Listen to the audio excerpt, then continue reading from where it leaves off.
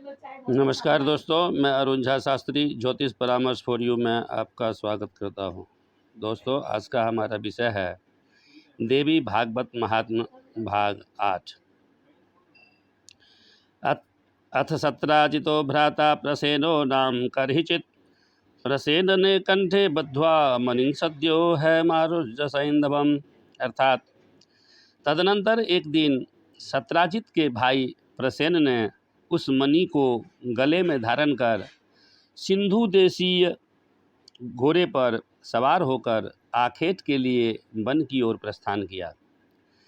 मृगयार्थम वनम यातस्त मद्राक्षी मृगाधिपः प्रसेनं सहयं हत्वा सिंहो जग्राह तं मणिम। अर्थात वहाँ वन में किसी सिंह ने उसे मणि धारण किए हुए देखा और घोड़े सहित प्रसेन को मारकर सिंह ने वह मणि स्वयं धारण कर लिया।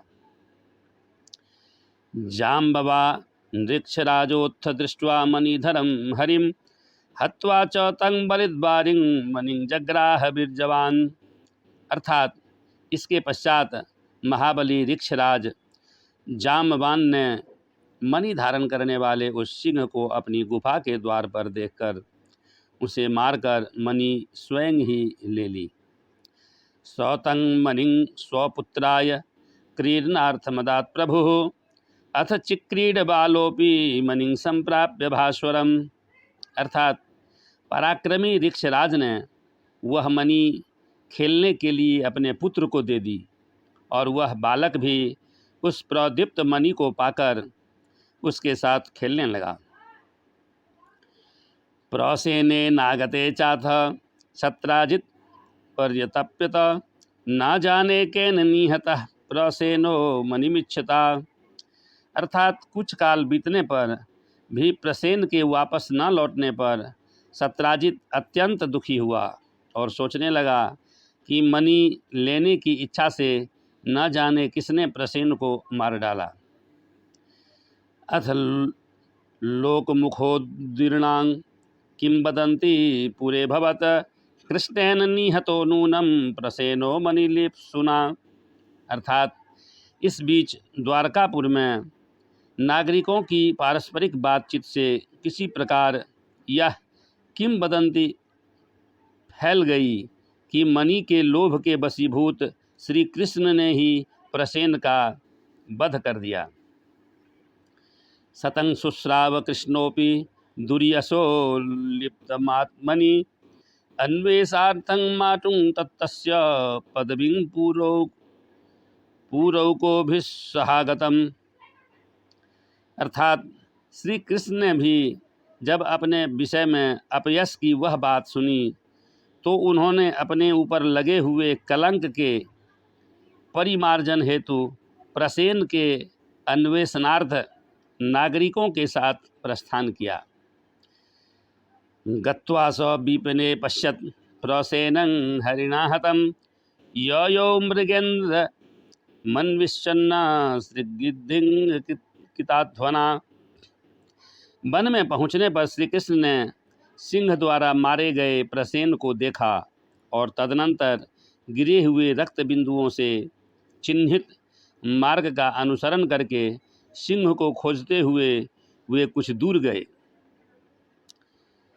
अथ कृष्णतो हतं सिंहं बिलद्बारिं विलोक्य च उवाच भगवान् वाचं कृपया पुरवासिनः तिष्ठध्वं यूयमत्रैव यावदागमनं मम प्रविशामि बिलंकृतन्मणिहारक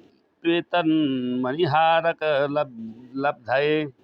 अर्थात इसके पश्चात एक गुफा के द्वार पर मरे हुए सिंह को देखकर भगवान श्री कृष्ण करुणा युक्त वाणी में नागरिकों से बोले, मणि का हरण करने वाले को खोजने के लिए मैं इस गुफा के भीतर प्रवेश कर रहा हूँ।